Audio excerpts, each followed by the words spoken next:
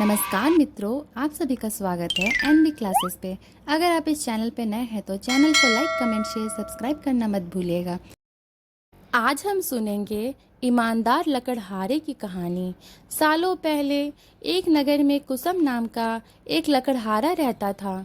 वो रोज जंगल लकड़ी काटने के लिए जाता और उन्हें बेचकर जो कुछ पैसे मिलते उससे अपने लिए खाना खरीद लेता था। उसकी दिनचर्या सालों से ऐसी ही चल रही थी।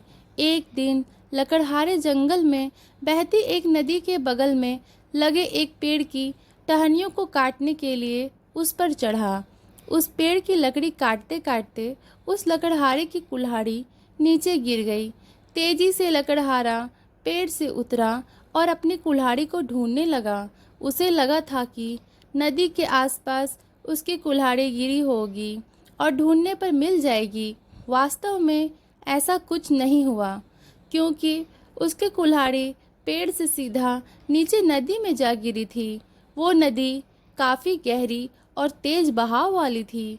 आधे से 1 घंटे तक लकड़हारा अपनी कुल्हाड़ी को ढूंढता रहा, लेकिन जब लकड़ी नहीं मिली तो उसे लगने लगा कि अब उसकी कुल्हाड़ी उसे वापस कभी नहीं मिलेगी। इससे वो काफ़ी दुखी हो गया। लकड़हारे को पता था कि उसके पास इतने पैसे भी नहीं हैं कि वो नई कुल्हाड़ी खरीद सके। अब वो अपनी स्थिति पर नदी किनारे बैठे बैठे रोने लगा। लकड़हारे की रोने की आवाज़ सुनकर वहाँ नदी देवता आ गए।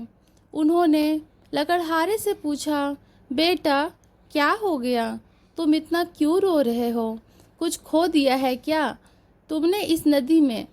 नदी के देवता के सवाल सुनते ही लकड़हारे ने उन्हें अपनी कुल्हाड़ी गिरने की कहानी सुना दी।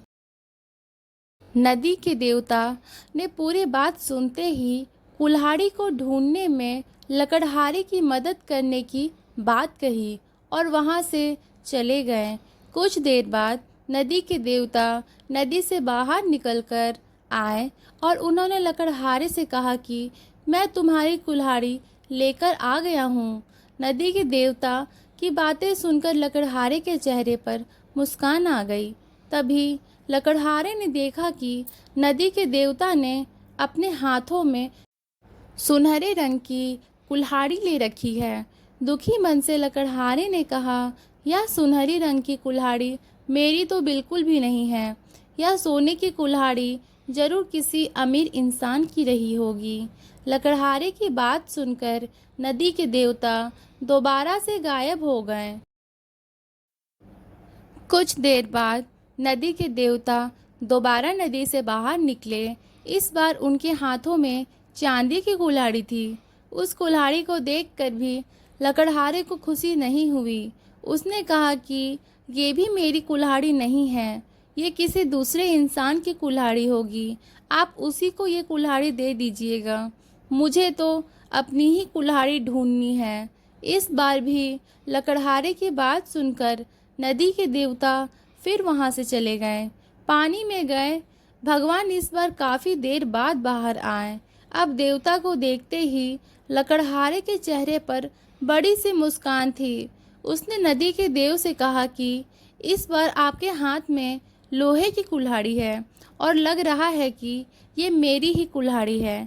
ऐसी ही कुल्हाड़ी पेड़ काटते समय मेरे हाथ से नीचे गिर गई थी।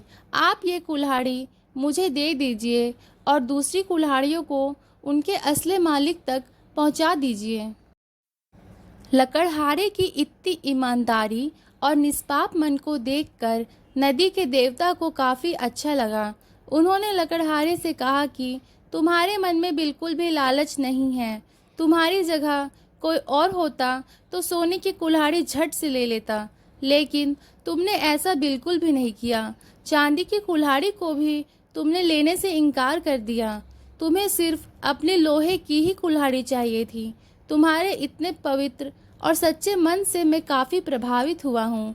मैं तुम्हें उपहार में सोने और चांदी दोनों की ही कुल्हाड़ी देना चाहता हूँ। तुम अपने लोहे की कुल्हाड़ी के साथ इन्हें भी अपने पास अपनी ईमानदारी के तोहफे के तौर पर रख लो।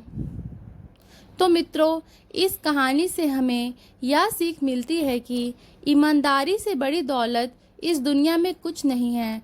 अच्छे ईमान वाले इंसान की चारों तरफ प्रशंसा होती है।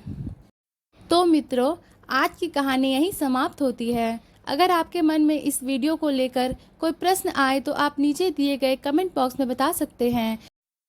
ऐसी और भी रोमांचक कहानियाँ सुनने के लिए सब्सक्राइब करें और बेल आइकन दबाना ना भूलें। तब तक अच्छे रहें, स्वस्थ रहें। धन्यवाद।